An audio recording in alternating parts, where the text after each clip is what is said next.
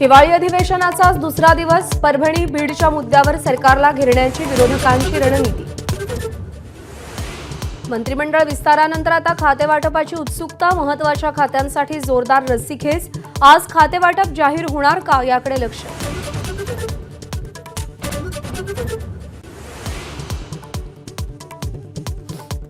उद्धव ठाकरे आज हिवाळी अधिवेशनाला उपस्थित राहणार, तर संध्याकाळी पक्षाच्या आमदारांना संबोधित करणार.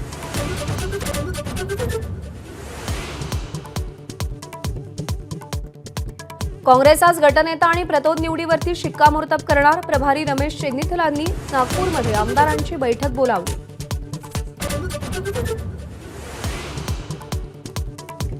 नाराज छगन भुजबळ आज पदाधिकारी आणि समता परिषदेच्या कार्यकर्त्यांशी संवाद साधणार.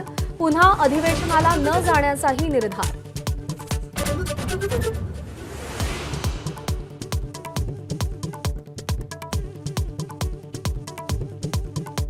एक देश एक निवडणूक विधेयक आज लोकसभेत सादर होणार. कायदा मंत्री अर्जुनराम मेघवाल दुपारी विधेयक मांडणार. भाजपकडून सगळ्या खासदारांना व्हीप जारी.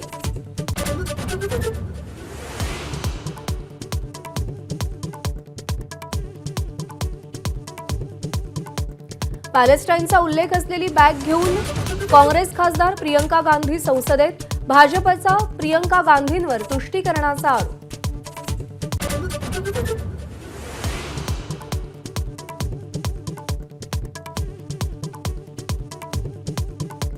राज्याच्या सरकारी रुग्णालयात अँटीबायोटिक टॅबलेटचा पुरवठा करणाऱ्या कंपन्यांकडे औषध निर्मितीसाठीचं प्रमाणपत्रच नाही. एबीपी माझाकडे अधिकारी अनिल मस्केंचा मोठा गौप्यस्फोट.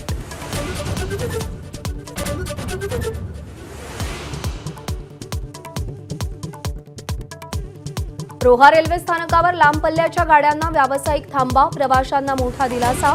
खासदार सुनील तटकरेंकडून रेल्वे मंत्र्यांसह पंतप्रधानांचेही आभार.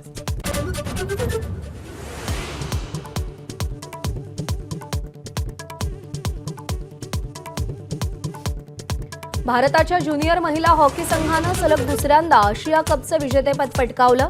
फायनलमध्ये चीनवर मात. पंतप्रधान नरेंद्र मोदींकडून टीमचं अभिनंदन. एबीपी माझा, उघडा डोळे बघा नीट.